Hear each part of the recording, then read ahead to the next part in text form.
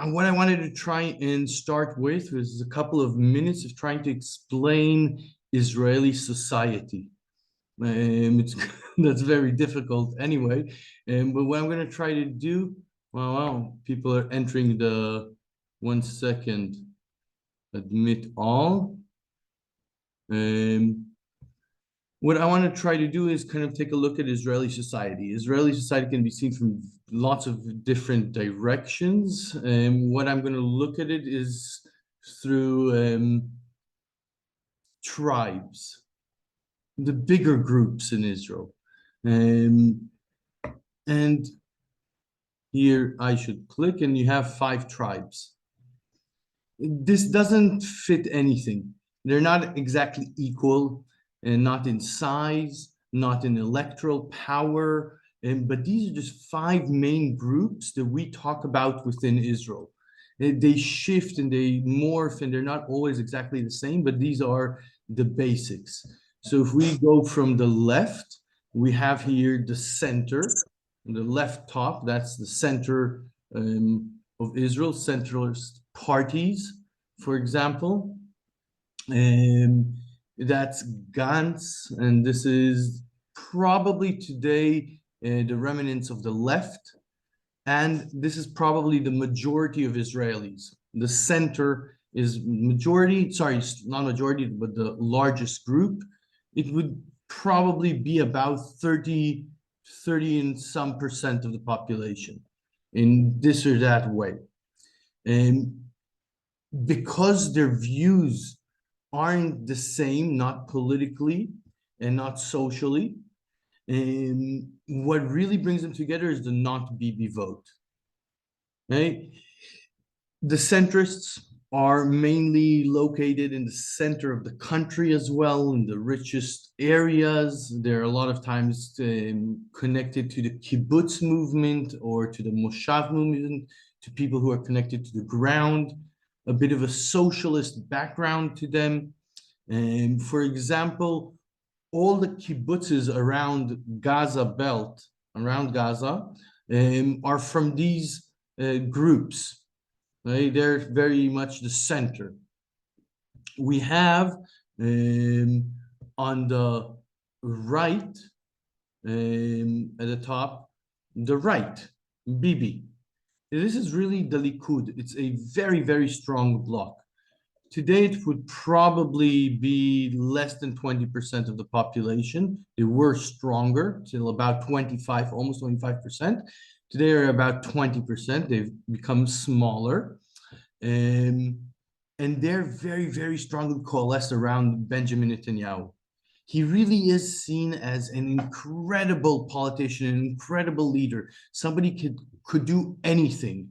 He really brought about 10 years of prosperity and relative quiet to Israel, with peace deals with other Arab nations, with trying to say and actually succeeding with this saying that you don't really need to engage the Palestinians. You don't really need to look at them or deal with that issue.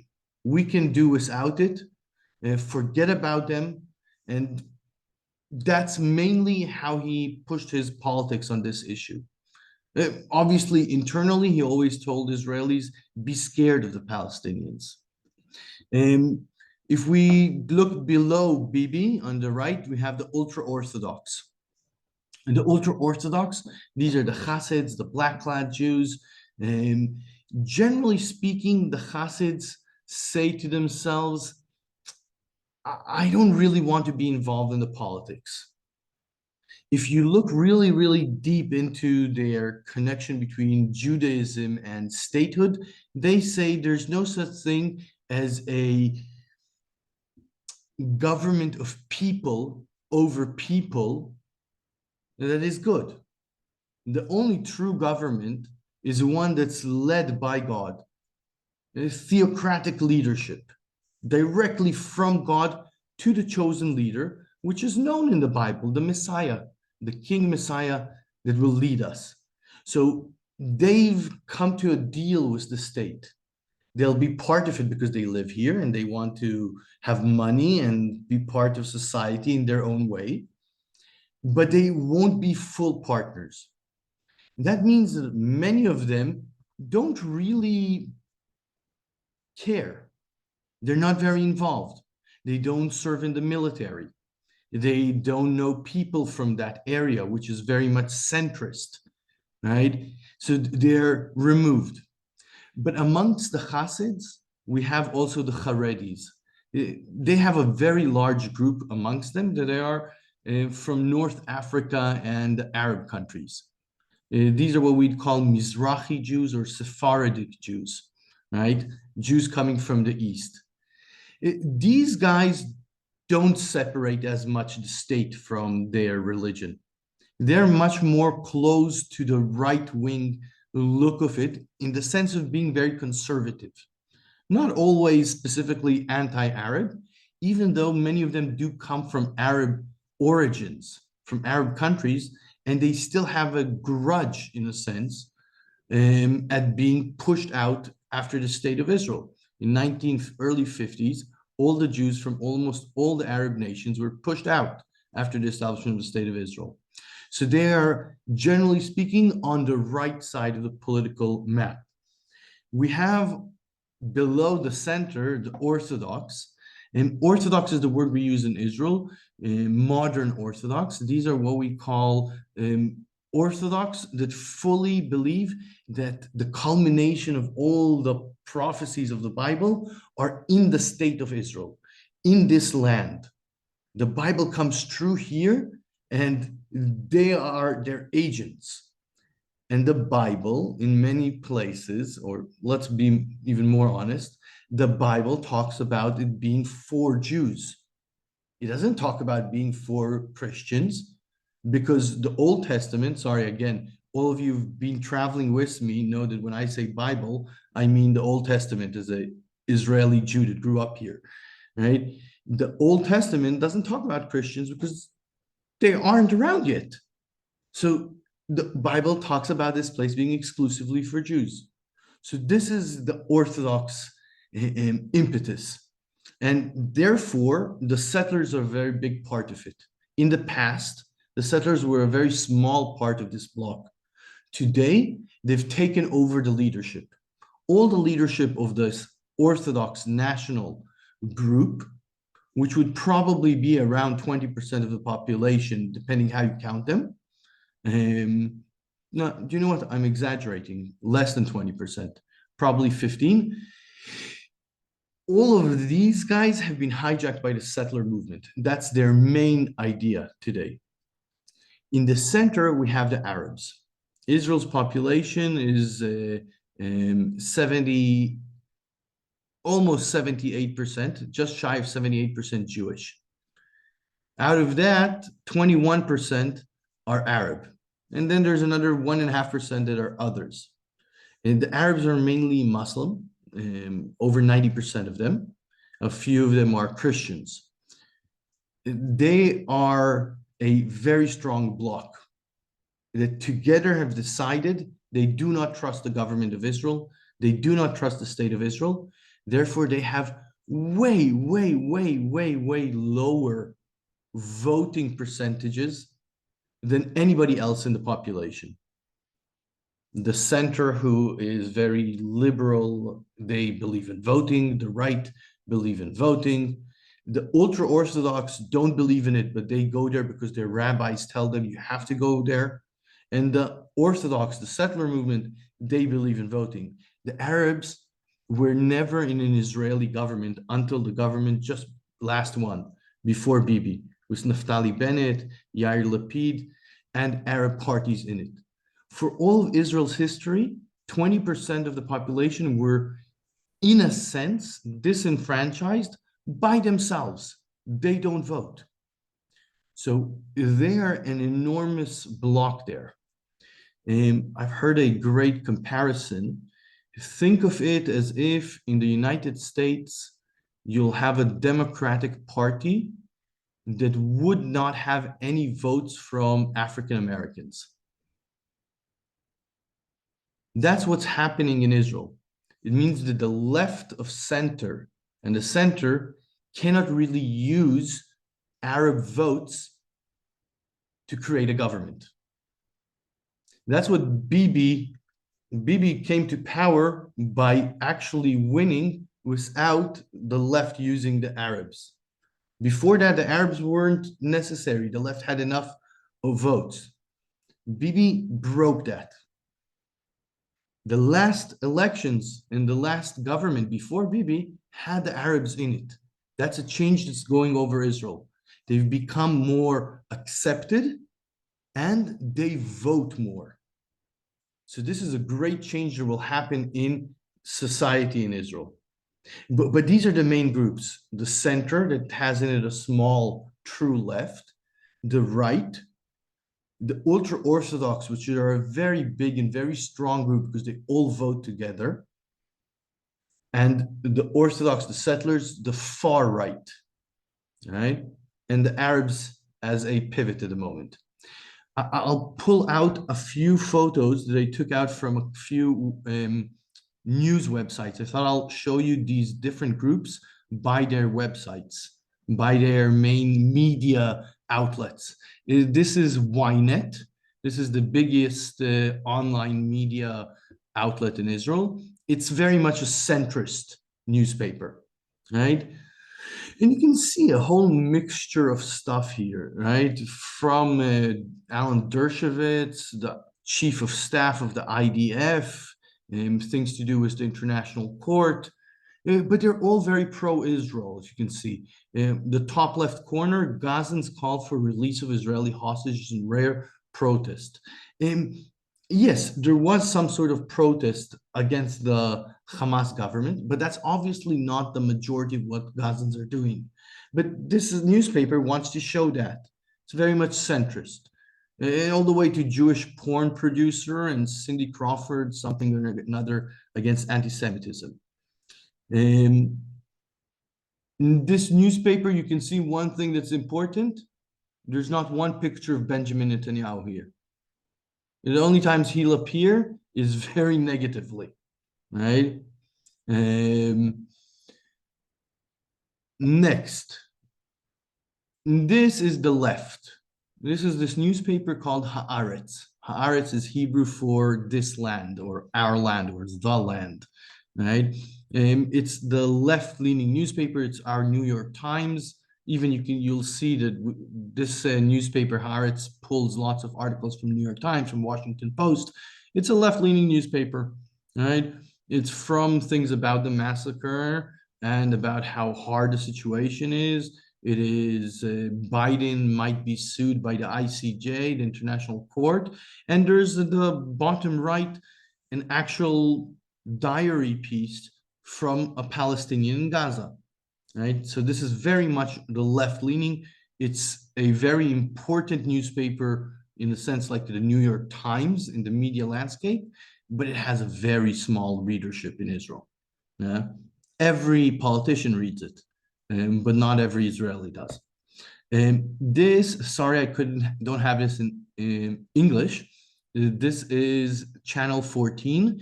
This is something between Fox News and OAN. This is very much the right wing. This is what would be our alt-right, ultra-right. One thing I will show you is this is banner at the top of the website.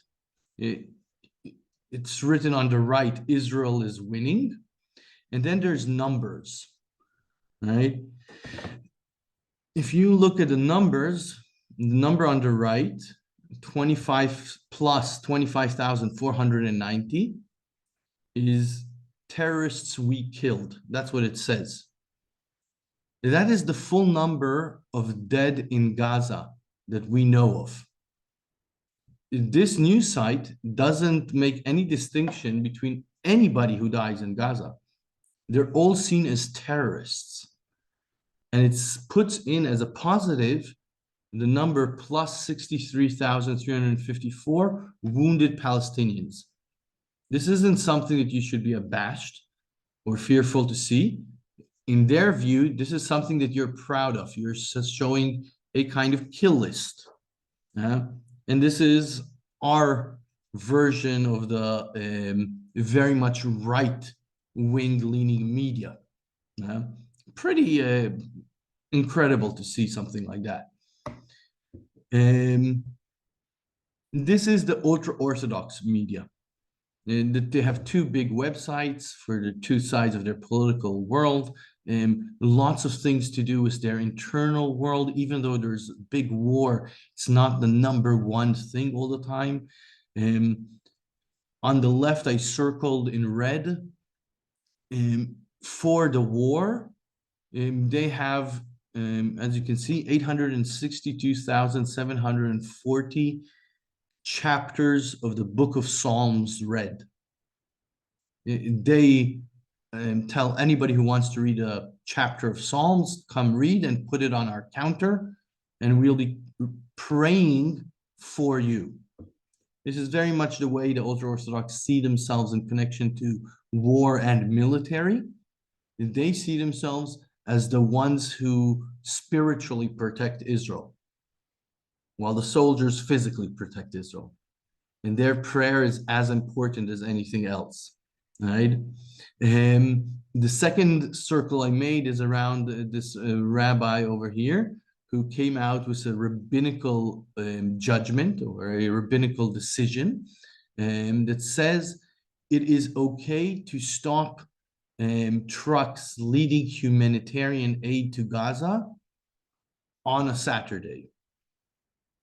So the ruling is that it will not be considered work that's not allowed on a Saturday if you're standing in front of a truck that's trying to bring aid into Gaza. And that's actually something that happened yesterday, right? And today in the morning. So they're getting ready for if this happens on a Saturday. So you see, that's their little nugget into this issue, right? This is an Arab newspaper, Al-Ittihad, from Nazareth. And this is just Google translating the page. But you can see it's a mix from, on the left, security officials attack members of the government, right? They're saying that they're leading to intifada. This is a Israeli affairs think piece. Washington Post, Israel has begun establishing a buffer zone. A source for Haaretz, you can see where they're pulling their information from the left media, okay? And this is an Arab newspaper. Back to the 5 tribes of Israel, specifically on what's happening now in the war. We are at a situation where the biggest issue is the hostages and their release and the continuation of the war. So if we look at the different groups and how they deal with it, on the left of this map, of this picture, we have the center, and they say return the hostages. We should go into a deal as quickly as possible, and it should be as our highest priority. And they are not very dovish, the Israeli left. You do have to remember that practically every Israeli, definitely a generation ago, was in the military. Practically every Israeli did a military service and reserve duty. In general, even the left in Israel is pretty hawkish.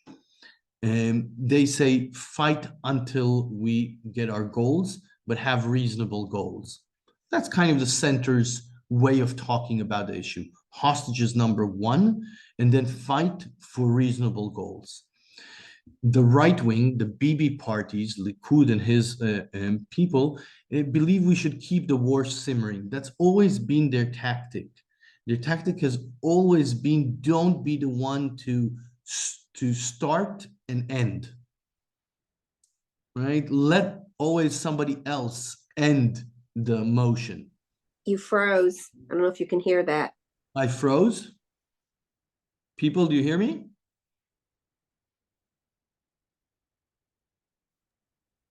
Ilan, we can't hear you. No? Oh, there you go. Okay, let me see. If it's me, it's probably me. Is it any better now? Yeah? Okay. Then you can see here, these are the different tribes and how they deal with the issue of the hostages. Bibi's party says, keep the war simmering. This keeps the coalition alive. This keeps Bibi out of his legal troubles. And definitely the hostages are secondary. For Bibi, they're secondary because the moment he has to release prisoners or give something in return for the hostages, he will get into political trouble. And his partners on the far right, they believe that the prisoners are kind of a sacrifice that we have to pay in order to get to a greater good, which is the full elimination of the Hamas and hopefully the deportation of many of the Palestinians. That's truly what the very right wing believe. The ultra-Orthodox are saying, just leave us alone. Do whatever you need to do. Just leave us alone. We're doing our own stuff here. They really are not voicing anything. Also, they're not having their soldiers killed in the battle because their soldiers are praying. So they're very quiet. The Orthodox, which are this Smotrich and Ben Gvir, these are the ultra right-wing parties that are backing Netanyahu, says the hostages are our sacrifice. We want to create a pure Jewish state, and that comes with sacrifices, and not returning hostages is one of them. And lastly are the Arabs. For them, probably the returning of the hostages is number one because they have no reason to push this war onwards. They're very emotional for Gazans because many of them have families there. And they're very scared for their position because if they say anything publicly that doesn't seem to be patriotic, they're seen as on the wrong side. Okay? That's the thingy that I wanted to show you. I will try and keep, my idea is to keep to about 3 minutes per question. I have here 4 questions in front of me. I'll start with them and then we'll open up, okay? All right, so somebody was writing to me that when he was in Israel in 2015, he heard from several groups that a two-state solution was no longer possible. Biden, Blinken, the American government is promoting a two-state solution. Netanyahu opposes it publicly. What are the positions of the various groups in Israel on the two-state solution? I'll put it like this. In war times, two-state solutions in polling are always much less attractive to Israelis and to Palestinians. We can see it in polls for already 20, 30, 20, 25 years. This thing going up and down whenever you have war or fighting. Generally speaking, probably around half of the population would be for it. Depends how you put it. But at a time like this, everybody is against it. However, right, one of the things that Benjamin Netanyahu succeeded in doing is making the two-state solution something that is almost illegitimate to even talk about. If you remember, Yitzhak Rabin created the Oslo Peace Accords. He was assassinated because of it. Benjamin Netanyahu came to power after him against his plan. He came to power in 1996 to thwart the plan of this Oslo Accords and peace with the Palestinians. And he actually succeeded in doing that. After him, somebody else came. Barak tried once with the Palestinians, didn't succeed. And then he had to protect his back. So he came up with a line. This is Ehud Barak, who was our prime minister between 1999 and 2001. And he came up with the line, there is no partner on the other side. That became the line that Benjamin Netanyahu took over. There is no partner. And generally speaking, since the time that Netanyahu came to power in 2009, that has been the motto. There is no partner on the other side. Therefore, there is no two-state solution. It cannot be done. Add to that, that during this whole time from 2009 till today, he deepens the settlements in the West Bank, making it harder to create a two-state solution, because the two-state solution is based on the West Bank being the heart of the Palestinian state. Netanyahu has created that. Now, that is also part of what we call the conception. I don't know if I've talked about it enough, but this is how we call it in Israel. Everybody's talking about the conception, the conception. And they're trying to say that we had this concept in our head before the 7th of October. And that concept is what Bibi gave us. And the concept is there is no partner on the other side. You cannot make peace with them. You cannot talk to them. They're untrustworthy and they're dangerous. That was what he ran on for many, many years. And therefore, we need to manage and contain our situation with the Palestinians. Manage and contain. That is the conception. And that conception was also no two-state solution. Manage and contain, but don't go to a two-state solution. That broke. Biden and Blinken and practically everybody else who is coming from what we'd call the center left side of the political world, in Europe as well, believes that a two-state solution is the only option. And it has been pushed very strongly by the Arab states. Saudi already in 2002 came up with a proposition for a two-state solution and peace with Israel. And Israel never did anything with that, so that offer from the Saudis. Now, Biden tied the Saudis and the Gulf states to Israel and that solution. And Israel and Biden, what he's doing is saying, you will have to now publicly say you're against this. He's saying that to Netanyahu, I'm pushing you into a corner. So that's generally about that. To run from that, I'm going to the next question. You mentioned there were many countries interested in investing in Gaza after the war's end. This is only if Israel relinquishes complete control of Gaza. If not, who will rebuild it then? Right? That's a great question because that really understands Benjamin Netanyahu's direction. Benjamin Netanyahu doesn't want to relinquish Gaza, not now and not in the short future. When I say short, I mean the next couple of years, at a minimum. He believes that he can hold it somehow. That, I don't think even he has an idea of how to hold Gaza and at the same time to have people live there and give them the services. He is not thinking of that. I'll hazard a guess. He is backed by these people, Ben-Gvir and Smotrich, the ultra-right in his government, who believe that if you put enough pressure for long enough on the Gazans, they will leave. They've said this. This isn't an idea that I'm bandying about. They have said this publicly. And they say it publicly because they want to push into a fight. Biden, actually. Push back against Biden, right? So if Israel doesn't accept the two-state solution, and this I'd say is the tactical mistake that Biden made by using the term two-state solution, right? Tactical mistake versus Israel. He had to use the word two-state solution in order to get A, credibility with the world, and B, credibility with the Palestinians, and C, credibility with the harder left parts of the Democratic Party in the United States. But that automatically triggered this fear.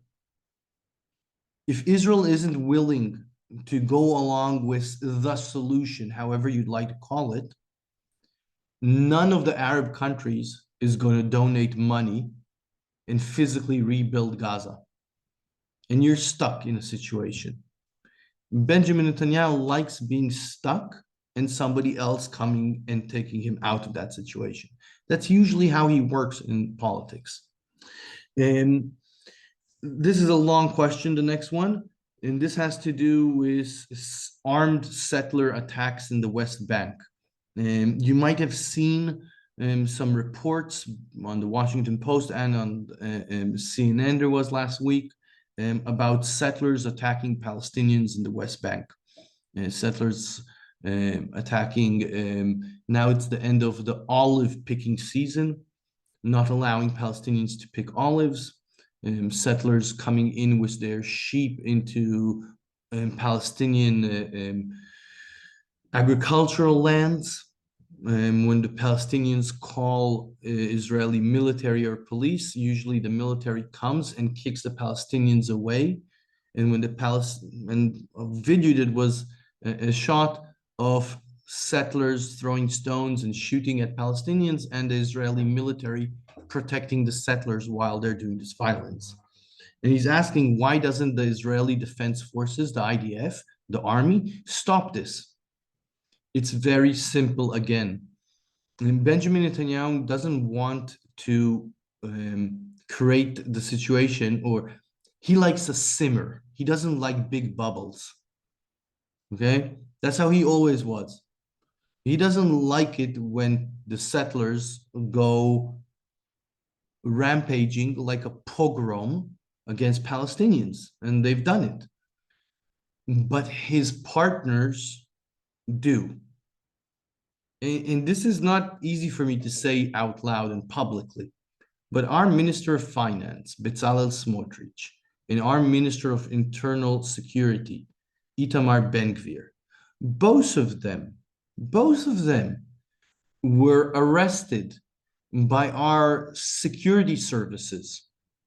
This is a mixture between NSA and FBI, who arrested them for acts against the state, for being maybe Jewish terrorists.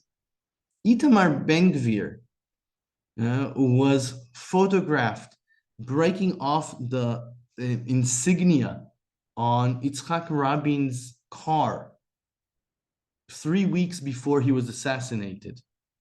Actually, I might be exaggerating. It might be a little bit before that. He broke off the insignia, and to a TV camera, he said, "We got to your car, we can get to you." And a couple of weeks later, a couple of months later, Yitzhak Rabin was assassinated. This is the type of people we are talking about. Therefore, it's not that they don't want the army to stop this. They want these pogroms to happen. They believe that the Palestinians are untrustworthy, they're dangerous, and they're always out to get you. Always. And that's what they're doing. And that's why the IDF is not stopping them. Because they're getting orders from people who think that this is the right thing. And Ukraine and Israel wars are very much linked in the current geopolitical situation.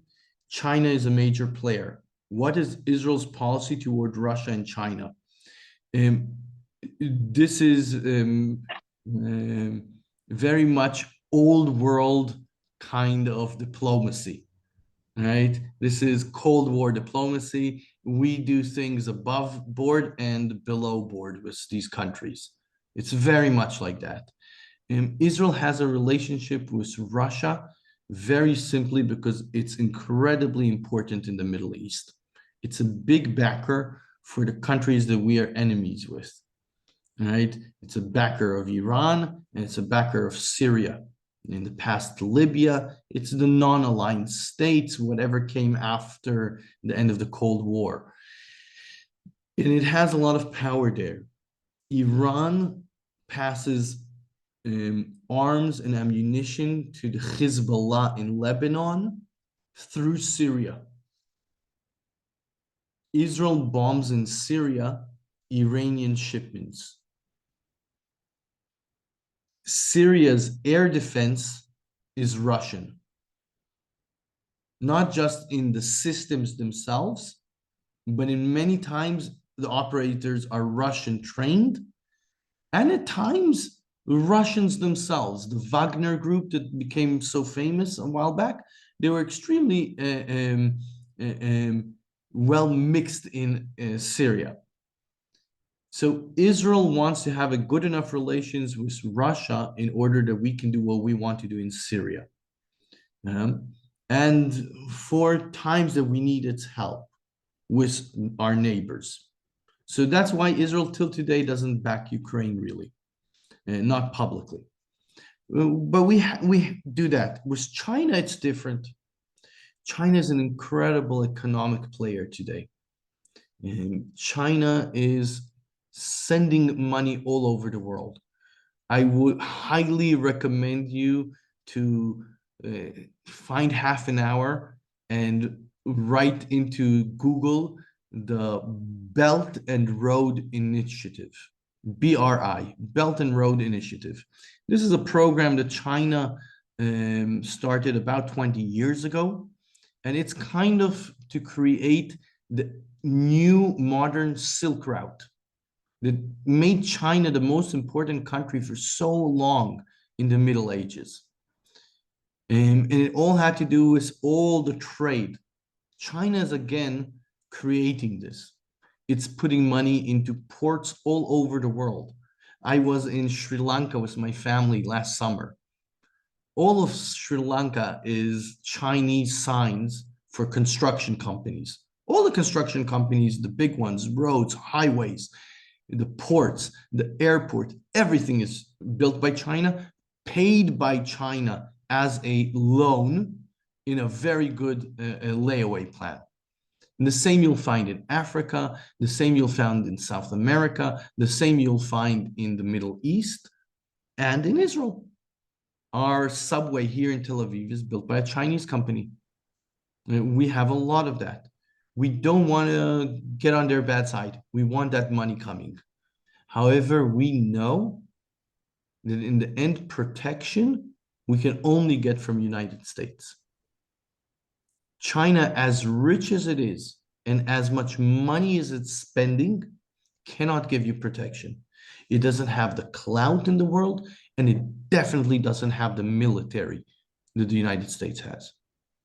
Therefore, we will play with the Chinese until the United States tells us no. For example, all of Europe has 5G for their cellular by Chinese companies. We don't, because the United States said no. So, that's the relationship with them. Okie dokie. Let's open it up for questions or comments.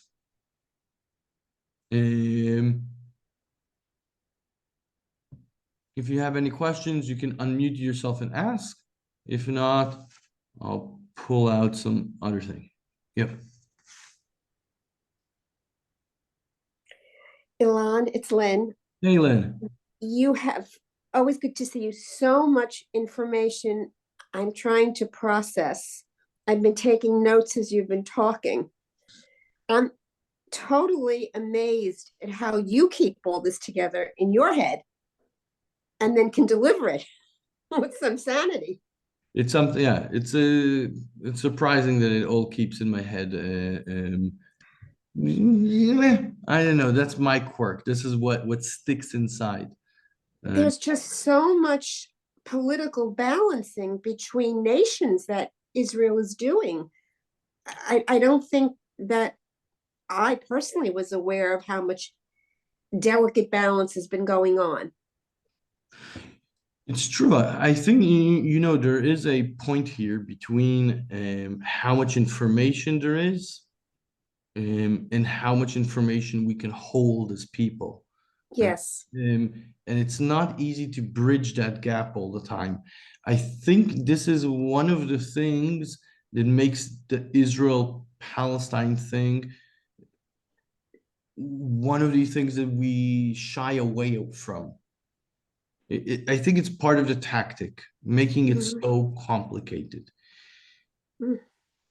There is a very simple basis here, and you have to accept some things. One is there are two people here, right? So not everybody accepts that. For example, within the Israeli ultra-right, they do not accept that the Palestinians are a people. So that's one thing we have to remember. But if we accept there are two people here, then you ask yourself, do both of them have a right over the land? So again, for example, the religious in Israel would shy away from giving the Palestinians the same right as Israelis, Jews, Mhm. because they don't have that biblical right. But if you do accept that, then you are in another group. Then the question is, what is the weight that you put on being as sure as possible that as few people die in terrorist attacks? Mhm. That means how strongly of an emphasis do you put on your military and military responses versus how much emphasis do you put on hope that tomorrow will be better? Are you scared that tomorrow will be worse, or do you hope it will be better? And that's another split between right and left in Israel. So it's very simple. If you accept that there are two people here, and you accept both of them have the right to self-determination as a nation with a state, and you believe that both of them are here and have a right to be here, the solution in the end is a two-state solution. It's simple, right? Everything else is, like I do a lot, jabbering. That's the basis. Two people in one place with the same rights, two-state solution. And whoever says no to that, he's not in my group, in a sense. I know he's not in my group. Doesn't make him a horrible person always. He's just not in my group. Ilan, so today in the news, there were several snippets that there is some unrest and conflicts at academia in Israel between Arabs and Jews. So, what is happening there? In academia, okay, Israel is a very patriotic country and it has a very strong nationalist streak through it. We talked about it a lot because it's the Jewish state, a safe haven, all of these ideas. It's one ethnic group all together in a sense, right? So it becomes very nationalistic. Arabs in Israel, the more they are in society and they are as Arabs, the more there is conflict with this idea of a Jewish nation. During war times, this rises. I have some good friends who teach in the universities in Israel, and one of them, she was telling me about a Arab friend of hers who teaches in the department with her, who posted something on Facebook that was very innocuous. It was kind of all for all written in roses and pink roses. I saw the photo, very innocuous, which actually means release all the hostages for all the Palestinian prisoners. She was brought in front of a disciplinary board and so forth. She is luckily she's tenured, so they couldn't throw her out. But this is what happens to a tenured professor in the university. So you can see how it grows in other places. There is a college in the center of Israel that demanded that their dorms will be free of Arabs. And once they were kind of barricaded inside, the police had to come and actually take them out of their barracks. And they didn't go back. Sorry, did I say barracks? I meant dorms. Sorry. So we have a lot of tension there. I'll also throw out there that this fits with the general tension that we have in academia between very left and right ideas. Rebecca, you wanted to ask something? I just see here Rebecca Mann raised hand. Rebecca, just Sorry, I was yeah. trying to hit my unmute. Okay. Yeah, I was Yeah. just wanting to know how your family is doing over there. Do you feel a lot of fear all the time, or? No, not fear, because it's distant from us. In the first month and a half of all of this, maybe 2 months, we had a lot of rockets flying at us. The most I've ever felt, really, by leaps and bounds. That was fearful.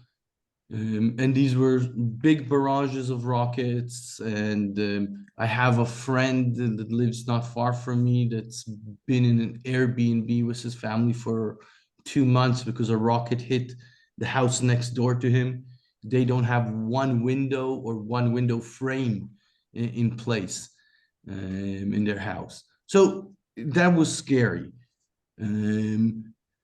The first days were very scary because the horror of what happened on the 7th of October took a while to understand. What I'd say today, more than anything, we're depressed. There's an anxiety of being in this situation of not knowing what's happening and what's going to happen tomorrow. This is very much, first of all, part of this idea of fog of war, that we know this term. This is what it is. Fog of war is the situation, if you're in combat, is one thing, but it affects everybody. All the society goes into this fog of war. You don't understand. Things are happening very quickly. Secondly, the Israeli government is not the American government. In the US, when you go to war, there's demands on you as a government from other bodies within the body politic for giving information. The Congress wants information. The Senate wants information. And you'll have hearings. You'll have open discussions. You'll have to give press conferences to the news. In Israel, it doesn't work like that. The government is keeping a lot of information to itself. So this creates a lot of anxiety and tension here. You didn't ask it, but I'll just say it. Probably the biggest thing for the last week and a half or two is really the issue of the hostages. That's the big thing. And I'll say, with my family at least, I try to make sure that the girls, my daughters, won't hear us talking about the hostages, or even though they know about this issue, just to keep it out of their presence as much as we can. One more thing. Yeah. How's Moto? Moti's doing well. He is, 15 minutes from here. Our driver, who's lives here in Bat Yam, he's doing well. His son's growing up. His older son came back from India. No, he was in Sri Lanka as well, to join the military. He's younger, but he was released after a few days because there wasn't need for him. He's doing well, like all of us. Okay, Ilan, yeah, I sure. was just going to say the anxiety level in this country America is very high. Yeah. Particularly because of what just happened with the primaries and people trying to understand that are not pro-Trump, how people can be so pro-Trump and what our international standing will be if he was to become president again. And then there's this whole issue of Roe versus Wade for women's rights in this country. There's a lot of chaos and fog going on in this country right now. I don't know if think we need to accept that fog a little bit. It's hard. It's hard to accept it. And we need to accept it. And I think, we live in such a divided world in the United States and definitely also in Israel. I used to think that the US is much less divided than Israel, but No, you're getting no. there as well. no, we're very divided. But I'm saying that this division is very problematic. I have family members who are pro Ben Gvir, pro the idea that we should physically kick out all the Palestinians from Gaza. When I have a conversation with somebody like this, the first thing I remind myself is I'm not there to convince them. Because, first of all, that's a lot to think of myself. My ego is big enough, but I'm not there to convince them. And then I ask myself really three questions. I ask the other side three questions. Kind of, what brought you to the issue that we are arguing now? What brought you to your position? What were the things in life that brought you to your position? Everybody has things in their life that bring them to their position. The second thing is, why is this issue important? Why is it so important to you? Not what is it, but why is it important? Right? And only when I ask these two questions can I go on to ask them, what do you have to say to me? Right? To me, to Ilan, what do you think I don't know about your position? Now, with these three questions, because you're forced sometimes into situations where you have to have a conversation that you don't want with somebody you don't want to hurt. Right. These three questions, in the end, the person feels I'm much closer to them, I've listened to them, and I learn about their side. And people vote Trump or Benjamin Netanyahu or Ben Gvir or Biden or Bernie Sanders or whatever for internal reasons. And we've come into a world where we think that our internal reasons are all the truth. If we are a little bit more humble and we talk to the other side, it doesn't mean that we don't think they're wrong. It doesn't think we don't think that their actions could be dangerous, right? But I don't go around slapping people for smoking a cigarette.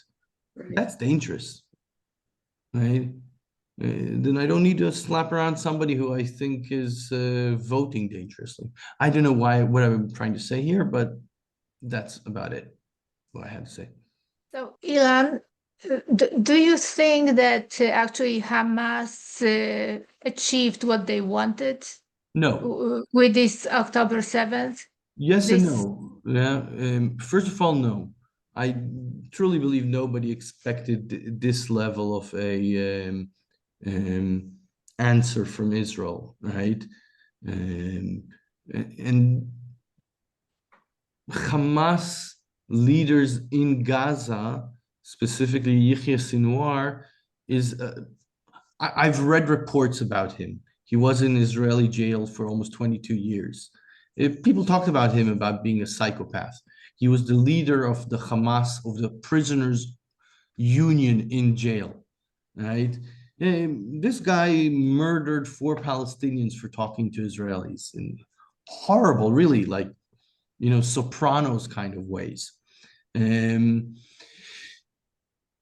Hamas in other places around the world didn't want this. One thing that is clear, and this is I'll take a bit of mea culpa, blame on me.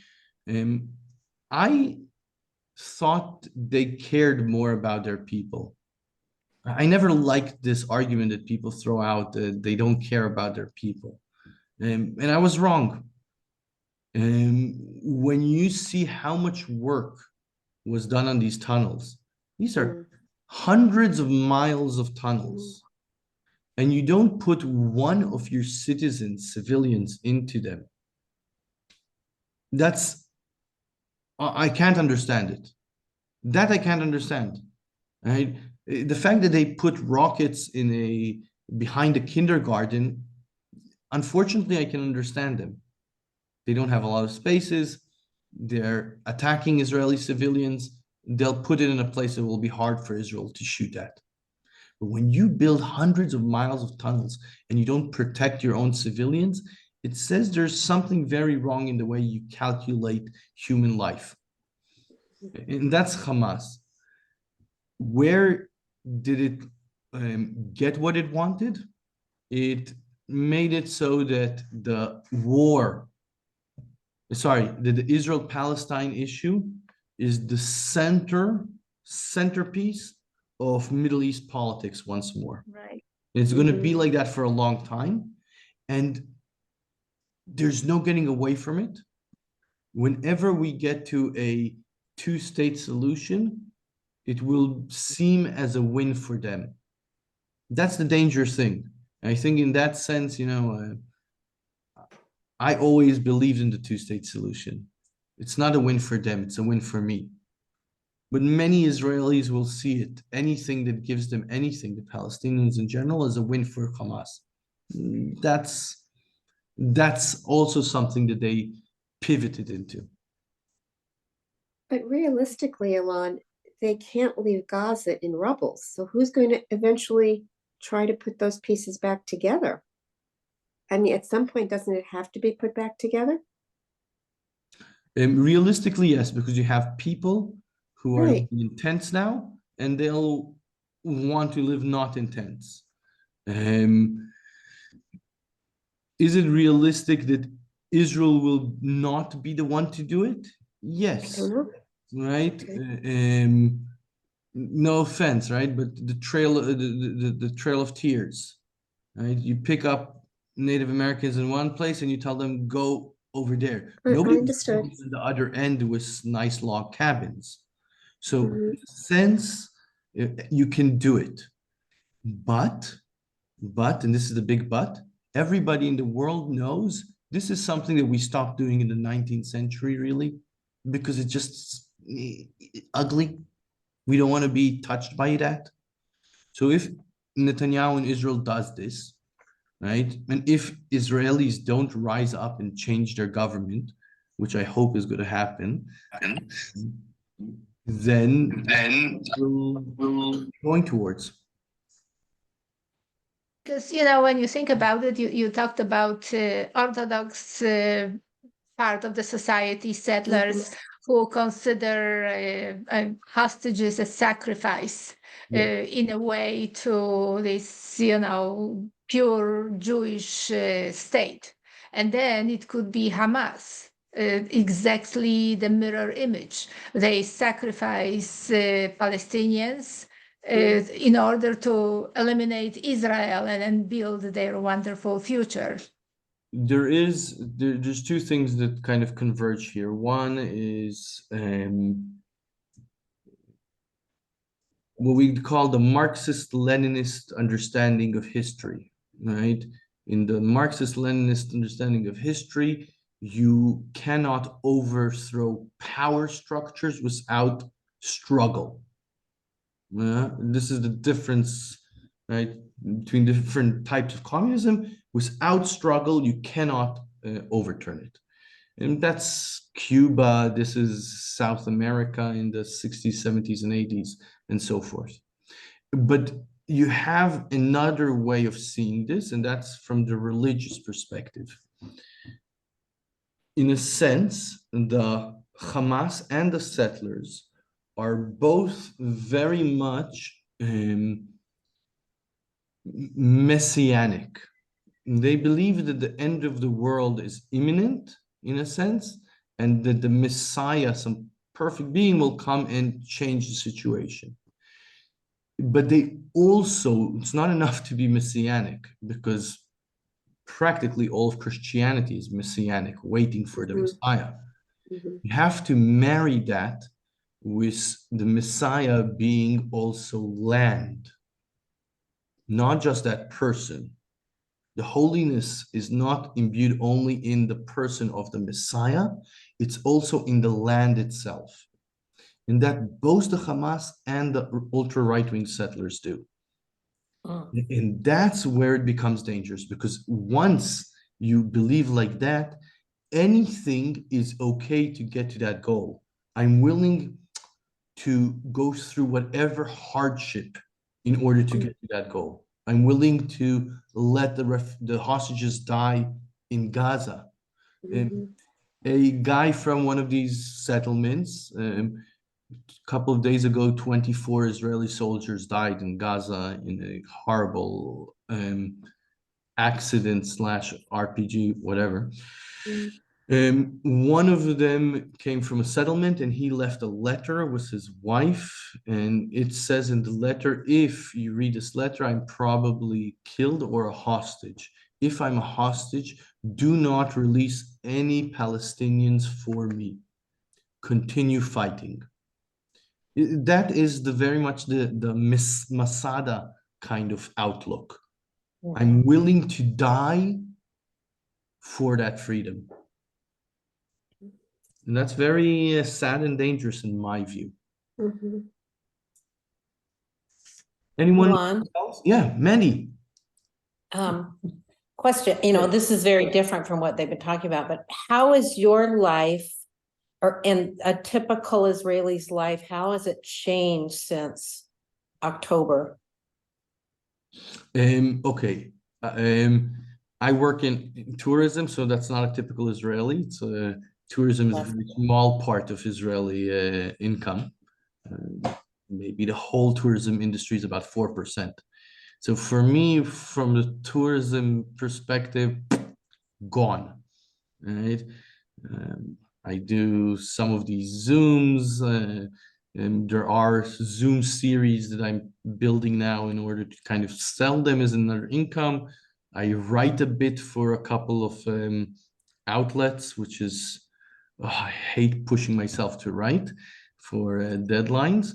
And I have a bit of a real estate business, but that's what keeps me afloat. But really the thing is, for me at least, is that I have so much free time and now you know, your head is thinking.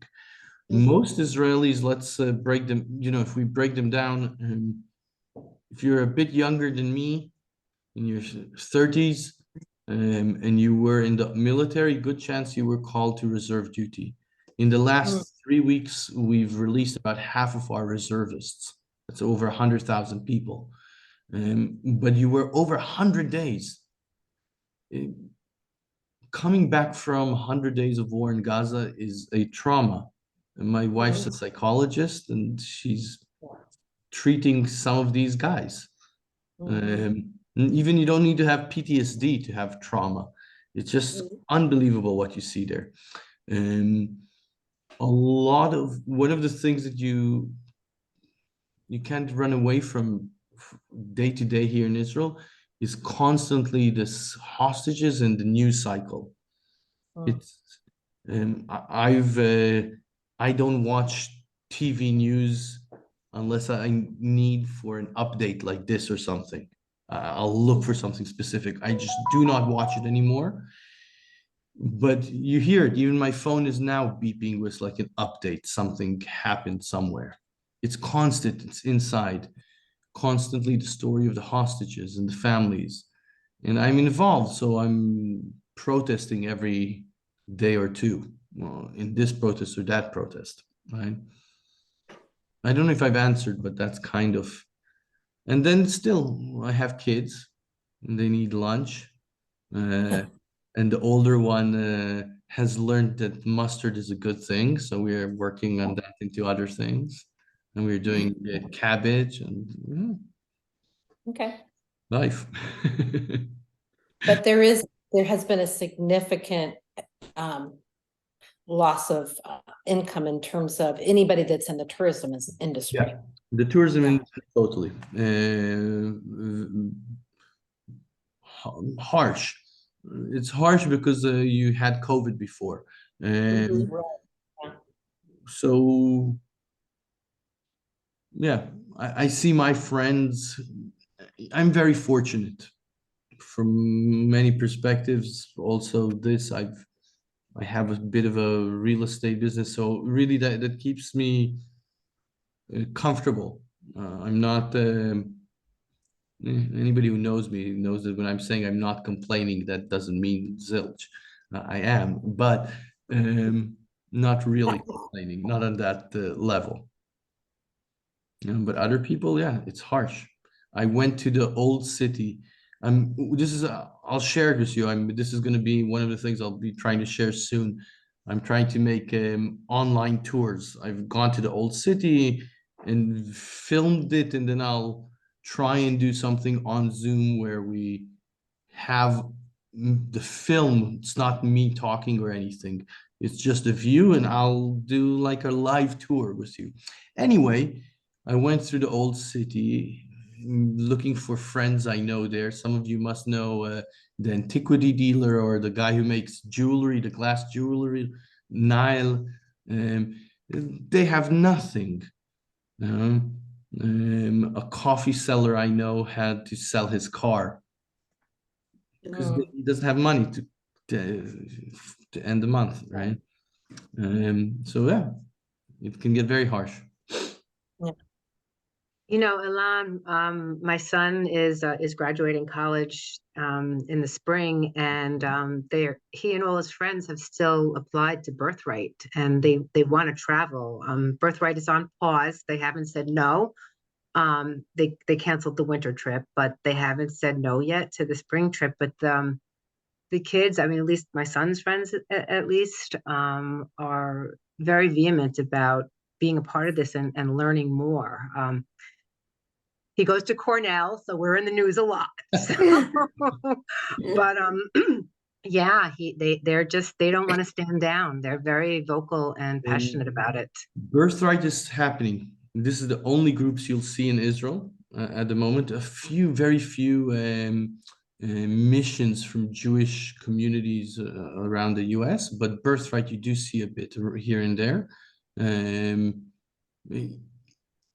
I was walking around and asking myself, if you would be walking in Israel with me, would you have noticed, right? So in Tel Aviv, you wouldn't have noticed. It's lively, it's fun. Everywhere there's posters of the hostages. So you wouldn't notice only like that. Mhm. People are starting to come back. Lior, you wanted to ask something? Hey, man. Sure, it's really nice to see you. Thank you. The question I had is regarding all the different volunteer movements. I can in Hebrew, like Achim Laneshek or Brothers and Sisters in Arms. The whole thing that stopped, October 7th and Yeah. transitioned into a volunteer organizations. How do you? Where do you see them taking Now. it forward? So just for everybody who doesn't know, the protests that were before the 7th of October against Benjamin Netanyahu's government were some of the largest and longest protests ever in Israeli history, gone for about 40 weeks, every week in big protests. They were organized by a variety of ad hoc groups that were built around these protests. And one of the biggest one of them is called Brothers in Arms, Achim Laneshek. And this is ex-soldiers, veterans who are against Benjamin Netanyahu's way of destabilizing the country. That's more or less their motto. And they were extremely successful, and there's another few groups. And when the 7th of October happened, I'll just add to it, the Brothers in Arms also organized these letters from fighter pilots to commandos and so forth that said that if Bibi continues in destroying Israel's democracy, they stop volunteering for the military. A fighter pilot in reserve duty that's going, I don't know, works for whatever Israeli Goldman Sachs, in order to be fit for flying until the age of 42, flies for 45 minutes every week. If he misses a week, he is not fit to fly for another 3 months. This is taken very seriously, and they said that they will not come to military duty if Netanyahu continues. The moment the 7th of October happened, they turned all of this into civil society help and assistance. They did everything from open up food centers and shelters and matched people. A lot of these people come from the high-tech industry, created ways of matching people with places to stay and sleep and hotels, and they are incredible fundraisers. So they paid for a lot of these people to stay for a while until the government could repay. They are the first people. They opened a special center that went through every last video, every last piece of information. They passed on information to the police, the security services, the army about incredible operation. Where are they now? They're still doing all of this work. And they're getting geared for the protests to come back. In Israel, the protests are still very small, a couple of thousands of people. This is for I'd say maybe tens of thousands, for releasing the hostages by giving back a deal and stopping the military advance in Gaza. Until now, none of these protests had any media pushing it. I open up the newspaper and there's no ad saying there's going to be a protest on Wednesday. In the past, we had it, which clearly means that all of these organizations are keeping back. And why are they keeping back? Because Israel is very much a patriotic and nationalist country. And while the guns are shooting and war is happening, people don't want to get in the way. I have a friend who came back from almost 90 days in Gaza. Haven't met him for years, but I went to see him after he came back. And he's dying to go back to Gaza. He feels so bad with himself of being called out. His unit was recalled. Enough, you can go back to your lives. He feels so bad that he's not in Gaza because there's still hostages there and he's not doing his part. And that's the reason why these organizations are not coming out fully with these protests. But you can feel in Israel, the protests have been changing in the last week and a half. They're becoming much louder, much more raucous. They're shutting down the highways in Israel. So we can see that happening soon. And I'm waiting to see the first ad in the newspaper. I think it's going to happen in the next couple of weeks. Is there a voting election time that you guys have a specific date to look forward to a new Our election? elections should be in 2025. But again, like I said before, I've said this was a projection. I said, I did give a couple of projections. And one of them was that Israel is going to tone down the war, will take out the reserve. And this is happening now. Another projection I said is that Israel will be successful in taking down the military capabilities of the Hamas. Not fully true, but if Israel leaves now, we don't have to worry about the Hamas for years. It was this destruction that happened there. So in a sense, yes. What's going to happen next is elections. And to see the elections, you just need to open up any Israeli newspaper. Nobody says elections, but you see all kinds of politicians saying, blew my mind. Yesterday, a member of Benjamin Netanyahu's party, actually she fights with Benjamin Netanyahu a lot, she said that the head of the Mossad, Israel's CIA, called for questioning the husband of the leader of these protests, which is already weird, because he had direct phone calls with the head of Hamas in Gaza 6 weeks before the 7th of October. the head of the Mossad, who's somebody who doesn't come out to the media to talk, he came and said this is a lie, flat and simple. Today, the second member of parliament from Bibi Netanyahu's government said exactly the same thing. We're coming up with absolute lies, right? That's the elections coming. People are repositioning themselves. Somebody wants to be more right than the right wing, and they're saying that the left has been colluding with the Hamas.